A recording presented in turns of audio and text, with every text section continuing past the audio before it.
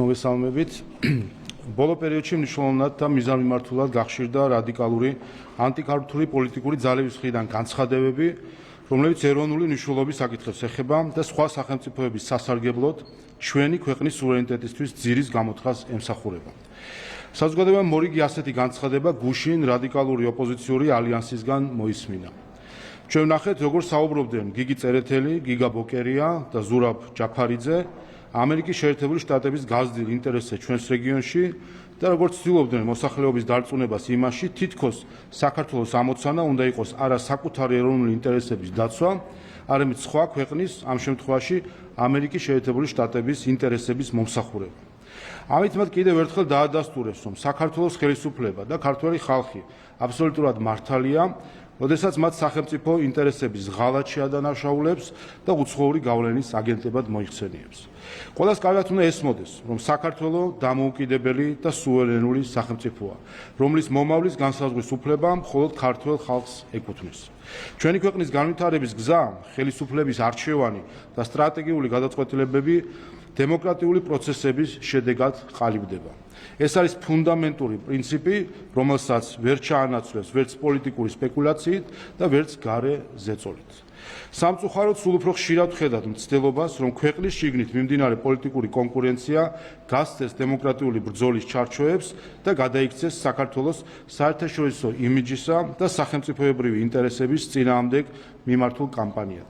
სწორედ ამაზე მეტყველებს ის, რომ ნაციონალ-მოძრაობის იდეოლოგიაზე დაფუძნებული რადიკალური პოლიტიკური ჯგუფები საკუთარი პარტიული მიზნების მისაღწევად ავრცელებენ გზავნილებს, რომლებიც არა ჩვენი ხალხის და ქვეყნის, არამედ გარე პოლიტიკურ დღისწესის ემსახურება. განსაკუთრებით შემაშფოთებელია ტენდენცია, რომ საქართველო წარმოაჩინონ როგორც რუსეთისა და ირანის მოკავშირე თუ დასაყრდენი სახელმწიფო რეგიონში, რაც ყოველგვარ რეალობას არის აცდენილი.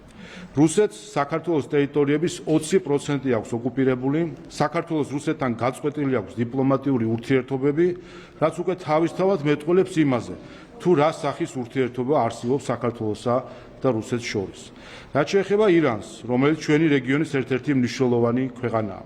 საქართველოს და ირანს შორის ურთიერთობა ვერც პოლიტიკურად და ვერც ეკონომიკურად ახლოცაც ვერ მივა იმ ურთიერთობის დონესთან, რომელიც რეგიონის სხვა სახელმწიფოებს მასთან გააჩნიათ. შესაბამისად, ამგვარი ნარატივების გავრცელება მხოლოდ საქართველოზე ცრუ წარმოდგენების შექმნას და მისი საერთაშორისო რეპუტაციის დაზიანებას ისახავს მიზნად.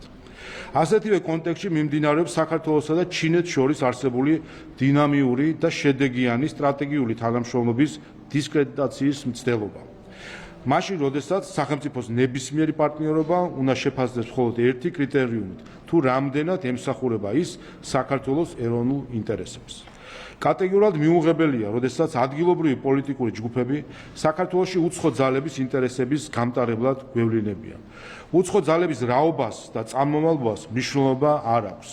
ერები იმიტომ შეიქმნენ სახელმწიფოებად, რომ საკუთარი ინტერესები სხვათა ინტერესებისგან განესხვავებინათ. დაუშვებელია, რომ ვინმე თუნდაც მეგობარი ამერიკის შეერთებული შტატების ინტერესების სახელით საქართველოს ინტერესების დაზიანება სცადოს. სამწუხაროდ სწორედ ამგვარ ქმედებებს ხედავთ რადიკალური ოპოზიციის მხრიდან, რომელთა განცხადებებიდან ხშირად იკვეთება, რომ საქართველოს ეროვნული ინტერესები მეორეხარისხოვანია იმ გარეძალების პოლიტიკური პრიორიტეტების მიმართ, რომელთა დაცვასაც ისინი ცდილობენ. ეს აქტორები უკვე დაუფარავად მიანიშნებენ, რომ თითქოს საქართველო არსებობს მხოლოდ იმისთვის, რომ სხვა სახელმწიფოების გეგმებს მოერგოს, თუნდაც საქართველოს და ქართველი ხალხის ნების საწინააღმდეგო. ცხადია, ამ პოლიტიკურ ძალებს კარგად მოიხსენებათ, რომ საქართველოსა და რუსეთის, საქართველოსა და ირანის კავშირებზე საუბარი არასერიოზულია. ამიტომ გასაგები ხდება, რომ მათი მთავარი ამოცანა საქართველოს ჩინეთის სტრატეგიული პარტნიორობის დაზიანება იმ ძალების სასარგებლოდ, რომელთა პოლიტიკური დღისწესრიგიც დაცვასაც მათი აქტივობები ემსახურება. ყოველივე ზემოთქმულის გათვალისწინებით მოუწოდებს საზოგადოებას კრიტიკულად შეაფასოს ნებისმიერი ინფორმაცია, რომელიც საქართველოს ეროვნული ინტერესების საწინააღმდეგო განწყობების შექმნას ემსახურება. ქვეყნებს შორის ჯანსაღი პარტნიორობა ეფუძნება არა ერთი ქვეყნის მხრიდან მეორის ინტერესების მომსახურებას, არამედ ქვეყნებს შორის ეროვნული ინტერესების თანხვედრის ძიებას. სწორედ ეს არის სუვერენიტეტის არსი. ისტორია გვასწავლის, რომ ქვეყნისთვის ყველაზე მძიმე შედეგები დგება მაშინ, როდესაც შიდა პოლიტიკური დაპირისპირება სახელმწიფო ინტერესებზე მაღლა დგება. გასული საუკუნის გამოცდილება სწორედ იმის შესახებაა, თუ რამდენად სახიფათოა ეროვნული ერთიანობის შესუსტება და უცხო ძალების დღისწესრიგისთვის ქვეყნის შიდა პროცესებზე გავლენის მოხდენის შესაძლებლობის მიცემა. მადლობა.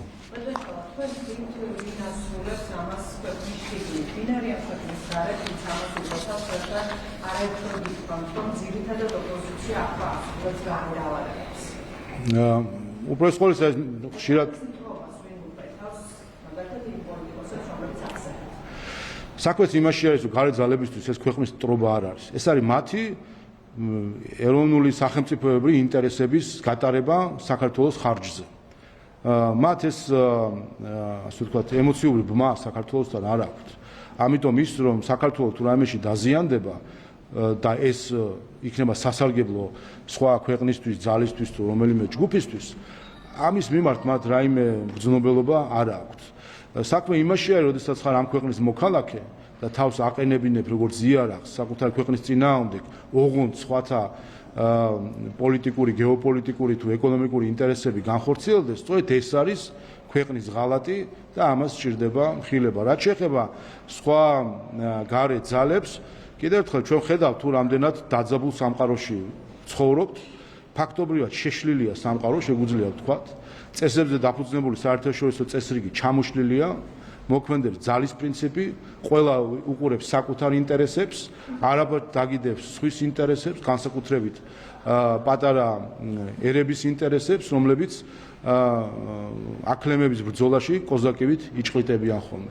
ამიტომ არის, რომ ჩვენ უნდა ვიყოთ ფრთხილად და ეს მიდგომა, რაც აქვს რადიკალურ ოპოზიციას, რომ ოღონდ ვინმე გაუღიმოს გარედან, წითელი ხალიჩა დაუგოს, ტაში დაუკრას, ჩაიხუტოს, ფული მისცეს და მზად არიან, რომ საქართველოს ინტერესები ლანგრით მიართვან, აი ეს არის სწორედ, რაც არის ქვეყნის ინტერესების ღალატი. ჩვენი დამოკიდებულება აბსოლუტურად სხვანაირია. ჩვენი დამოკიდებულება ეფუძნება ჭეშმარიტ პარტნიორობას, რომელიც გულისხმობს, რომ ორ ქვეყანას შორის არის არა დაქვემდებარება და ერთი მეორეს კი არ ემსახურება, მეორეს პოლიტიკურ თუ სხვა სახის ინტერესებს კი არ ემსახურება, არამედ ორივე ქვეყანა საკუთარ ეროვნულ ინტერესების თანხვედრაში მოყვანას ცდილობს.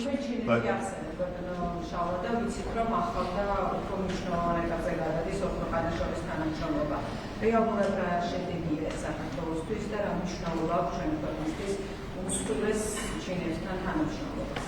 ჩვენ ნახეთ, რომ სულ რამდენიმე წელში საქართველოს ჩინეთის ურთიერთობა იმდენად დინამიური არის, რომ მნიშვნელოვან შედეგებს მივახდით სულ რამდენიმე წელში. ეს არის თავისუფალი ვაჭრობის შეთანხმება, ეს არის უვიზო მიმოსვლა მსოფლიოს მეორე ეკონომიკასთან, ასე რომ ამ ყველაფერს თავისი შედეგი მოაქვს, როგორც ეკონომიკური სახით, ისე რა თქმა უნდა ქვეყნის ზოგადად განვითარებისა და უსაფრთხოების უზრუნველყოფის მხრივ, როდესაც ქვეყანას აქვს ურთიერთობები სხვადასხვა ქვეყნებთან, ამ შემთხვევაში ჩინეთთან. ასე რა თქმა უნდა, ხელშესახებია ის შედეგები, რომელიც ამ პარტნიორობას მოაქვს.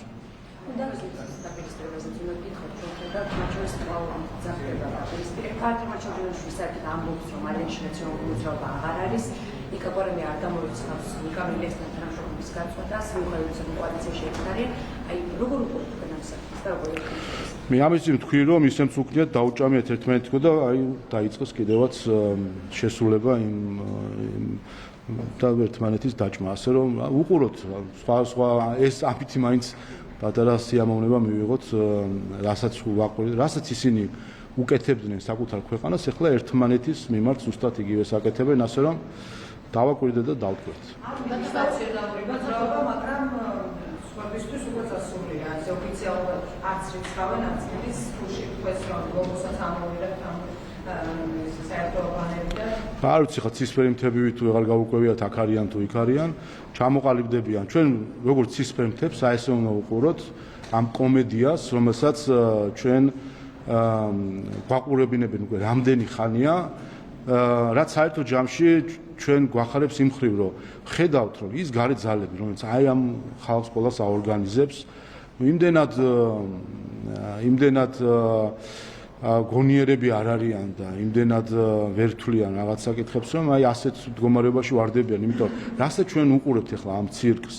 ეს ცირკი ხო იმაზეც მეტყველებს, მათ უკან მისდგარან იმ ძალებზეც მეტყველებს. ბრიუსელში დადის და ამ ხალხს რო აცხადებენ ქართულ ხალხად და მათ ინტერესების წარმომადგენლებად სხვადასხვა ევროპულ ქვეყანაში რო დადიან. ამ ხალხს ცირკის მსახიობებს რო აცხადებენ და ქვეყნის წარმომადგენლებად, აი პოლიტიკური ცირკის. ამას ეს ხო იმაზეც მეტყველებს, თუ რა ხალხი ზის ბრიუსელში და რა ხალხი ზის ზოგიერთ დედაქალაქში, რომ ამათზე დებს ფსონს.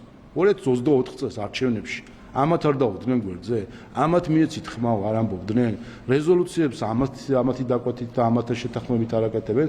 აი ეს არის ქართულმა ხალხმა ესეც უნდა დაინახოს, რასთან გვაქვს საქმე და ამით კიდე მეორე საკითხსაც ჩვენ წარმოდგენა გვექნება, რომ როდესაც ასეთ უმარტივეს საკითხებში ვერ არის გარკვეული ბრიუსელი და სხვა ძალები, რომლებიც ამათ უკან დგას. წარმოგიდგენიათ ამ ხალხს საერთაშორისო პოლიტიკა უნდა ჩააბარო და გეოპოლიტიკა. ამიტომაც არის არეულობა დღეს სამყაროში, ამიტომაც არის ომი დღეს უკრაინაში, თავის ადგილზე რო ყოფილიყო ევროკავშირი, მოწოდების სიმაღლეზე რო ყოფილიყვნენ დასავლელი სახელმწიფოები და პოლიტიკოსები, ეს ომი არ იქნებოდა. ეს არაერთხელ ითქვა, მათ შორის ამერიკის შეერთებული შტატების ახალი ადმინისტრაციის მხრიდან და სახელმწიფო მდივნის მხრიდან. და აი ამიტომ რომ ასეთ ხალხთან გვაქვს საქმე, ასეთ ხალხს რო აბარია დღეს გლობალური უსაფრთხოება, ამიტომაც გვაქვს ჩვენ არეული სამყარო.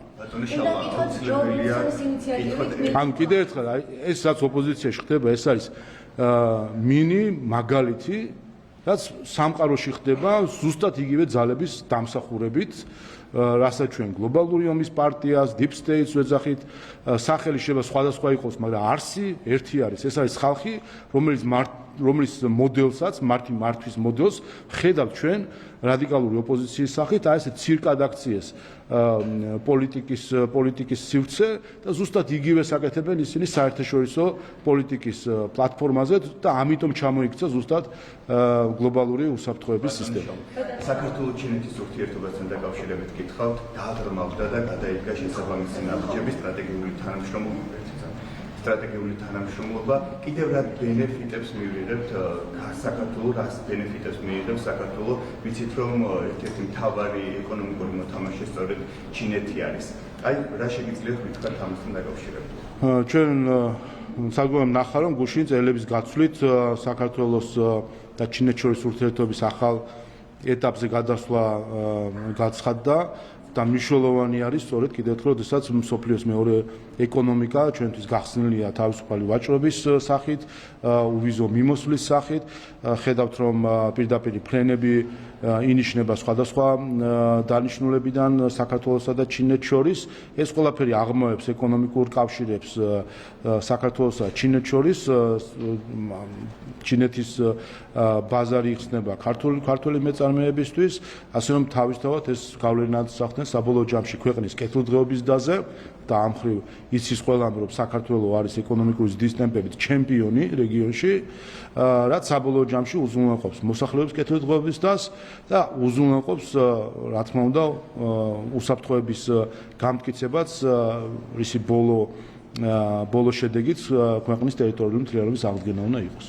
ჯო უილსონის ინიციატივით წარმომადგენელთა პალატის მიერ მიღებულ აქციაზე კითხოთ, რომელიც კავკასიაში ჩინეთის კონტროლის წინააღმდეგ ბრძოლას ეხება და საიდუმლო ანგარიშის მომზადებას ავალდებულებს რუსულ და ჩინურ დაზვერვასთან დაკავშირებით. რა არის ამ აქტის მიზანი და ის რომ არის უილსონის ინიციატივით თქვენთვის რა იმაზე მეტყველებს? არაფერზე, ეს არის ჯო უილსონის აკვიატება. ამ აკვიატება, ეს აკვიატება ვინმეს თუ გადაედება, ცუდი მისთვის, ვისაც ეს გადაედება, ეს აკვიატება. ასე რომ ამ აკვიატებას ვაკვირდებით, რამდენი ხანია უკვე, ერთ-ერთი მიზანი აქვს საინფორმაციო ხმაური შექმნას, თორე უკაცრავად, მაგრამ ამერიკის შეერთებული შტატები ირანის და რუსეთის გავლენებზე ისე დაზვერვას არ აწარმოებს და ინფორმაციებს არ აგროვებს, თუ რა გონიათ, ანუ ჯო უილსონის მოწოდება სჭირდება დონალდ ტრამპს, რომ რუსეთთან და ირანთან დაკავშირებით მსოფლიოს ნებისმიერ წელდენში იზრუნოს საკუთარი ეროვნული ინტერესებიდან გამომდინარე გავლენების გამოვლენაზე, შესწავლაზე თუ რეაგირებაზე. მე მგონი მართლა საბავშვო ბაღივით იქცევა ზოგიერთი გარე პოლიტიკოსი, რასაც ვაკვირდებით და ამას ნუ ეხლა ამ პოლიტიკურ ცირკის მოთამაშეებს თუ ცირკის მონაწილეებს თუ დააჯერებდეს. ეხლა ვინმე რამე რომ ჯო ვილსონის კანონი და მოწოდება სჭირდება ამერიკის შეერთებული შტატების ხელისუფლებას მის პრეზიდენტს, რომ რუსეთის და ირანის გავლენები შეისწავლოს ნებისმიერ წერტილში ამ პლანეტის. სხვა რამით კი არ არის დაკავებული ბოლო პერიოდში განსაკუთრებით ტრამპის ადმინისტრაცია. ამიტომ ეს არის აბსოლუტური ბუტაფორია ხმაურის შესაქმნელად. ვიზა ლიბერალიზაციაზე ტექნიკური შეხვედრა უნდა გაიმართოს, რამ მოლოდინი გაქვთ და რა ბედიერი ზოგადად ვიზა ლიბერალიზაციას მოხდება თუ არა მისი შეწყვეტა ქართული ხალხი. რამდენიმე რამ უნდა გამიმეოროთ კიდე ერთხელ. საქმე ეხება დიპლომატიური პასპორტებისთვის სავიზო რეჟიმის შემოღებას, ერთი, მეორე. როდესაც შემოღებული იქნა სავიზო რეჟიმი, ეს იყო საერთაშორისო შეთანხმების დარღვევა ევროკავშირის მხრიდან და ევროკავშირი არის საერთაშორისო სამართლის დამრღვევი საქართველოს მიმართ, რაც თავისთავად უდიდესი სირცხვილია, მაგრამ ხედავთ რომ სირცხვლის გრძნობა მაინც და მაინც აღარ არსებობს ბრიუსელში. იმ მომენტში, როდესაც მიხვდნენ, რომ ეს იყო საერთაშორისო სამართლის დარღვევა, შემოიღეს დამატებითი წესები სპეციალურად საქართველოსთვის, სადაც მანამდე არსებულ კრიტერიუმებს, რომელიც ტექნიკური ხასიათის არის, დაამატეს პოლიტიკური კრიტერიუმები, რომელიც არასდროს რაც კი არსებობს ევროკავშირი, რაც კი არსებობს მისი ვიზა და რაც კი არსებობს მისი უვიზობა, არასდროს არ არსებობდა ეს და ქართველი ხალხი დაგვაფასეს 4 მილიონი საქართველოში მცხოვრები მოსახლეობა თუ ესე მოქალაქეები მეტი დაგვაფასეს და ევროკავშირი შეიყარა დრო დახარჯა იმისთვის, რომ სპეციალური წესები შემოეღო და მოერგო თავისი წესები საქართველოს. ეს მეორე დარღვევა, რომ მოარგეს ევროკავშირის წესები ერთ სპეციფიურ სუბიექტს, ამ შემთხვევაში საქართველოს. და მესამე, ამ პოლიტიკური კრიტერიუმით გაიხსნეს თავისი აზრით და ჭკუით თავისუფლება, რომ რასაც უნდა იმას მოგთხოვენ. ახლა დგანან და ფანტაზიას, ასე ვთქვათ, აღარ აქვს საზღვარი, ხან გვეუბნებიან, რომ რუსეთს დაუწესდეთ სანქციები, ანუ თავი მოიკალით, გვეუბნებიან, თუ გინდათ უვიზო მიმოსვლა, თუ თავი დავიხოცეთ და დავინგრიეთ, ვიღამ უნდა იაროს უვიზოთ ევროკავშირში. ესეც იქნება აგვიხსნა, ხო? ამისკენ რომ გვიბეძგებენ საკუთარი ქვეყნის დანგრევას, რომ გთხოვენ იმით, რომ გვეუბნებიან, რომ დაუწესოთ, რომ მოვიდეთ შესაბამისობაში სავიზო პოლიტიკასთან ევროკავშირის, ანუ დაუწესოთ რუსეთს სანქციები. ამას ითხოვენ პირდაპირ. ასე რომ გასაგებია, რომ ჩვენ ახლა ერთი რომ ქვეყანას ვერ დავანგრებთ იმის გამო, რომ ბრიუსელს უნდა ვიზა აქციოს დღეს პოლიტიკური იარაღად, რაც კიდე მესამე დარღვევა არის, როდესაც სავიზო პოლიტიკას იყენებ პოლიტიკური იარაღად, იმიტომ რომ სავიზო პოლიტიკა ყველას აქვს, ყველა ქვეყანას აქვს, ასე ვთქვათ, სავიზო სისტემა და მაშინ ახლა ჩვენ უნდა შემოვიღოთ ვიზა ავიც მე პოლონელი ჩინოვნიკებისთვის თუ რა ვქნათ ახლა ესე უნდა ესკალაციაზე წავიდეს ყველაფერი. ამიტომ აი ეს არის უმწიფარი პოლიტიკა ევროკავშირის, რასაც ჩვენ ვაკვირდებით. სადამდეც ბრიუსელმა დღეს მიიყვანა ევროკავშირი, აი ამ უმწიფრობით მიიყვანა, ამიტომ არის რომ რუბიო კაიაკალას არც კი ხვდება ასეთ უმწიფარი საგარეო პოლიტიკა რომ აქვს ევროკავშირის, ყურადღებასაც არ აქცევენ შეხვედრის ღირსადაც არ თვლიან ევროკავშირის უმაღლეს საგარეო წარმომადგენელს. ასე რომ ესე უნდა შევაფასოთ ეს ყველაფერი. რაც შეეხება ამ შეხვედრას, ეს ტექნიკური ხასიათის არის ტექნიკური ჯგუფი საქართველოსთან წარმოდგენილი, რომელიც გაივლს ამ საკითხებს. პოლიტიკური რაიმე პრეტენზიები თუ აქვთ, ელაპარაკონ პოლიტიკოსებს ტექნიკურ დონეზე ეს საკითხები ვერ განიხილება და პოლიტიკურ კითხვებზე პოლიტიკური პასუხები გვაქვს. თქვენ საჯაროდ თქვენ და ქართულ ხალხს უთხრან სინამდვილეში რასაც ითხოვენ. თქვენ საჯაროდ რასაც ითხოვენ, რომ სანქციები დაუწესოთ რუსებს, ითხოვენ რომ ევროკავშირის კლავაც ქონდეს შესაძლებლობა რომ ფარულად აფინანსოს რადიკალური პოლიტიკური ჯგუფები საქართველოში და ამის სანაცვლოდ გვთავაზობენ მარწყვის. კიდე ერთხელ, როგორც რეგიონში უკვე დამკვიდრდა გამოთქმა, სუვერენიტეტი მარწყვზე არ იცვლება. უნდა კითხოთ რეგლამენტზე, რომელსაც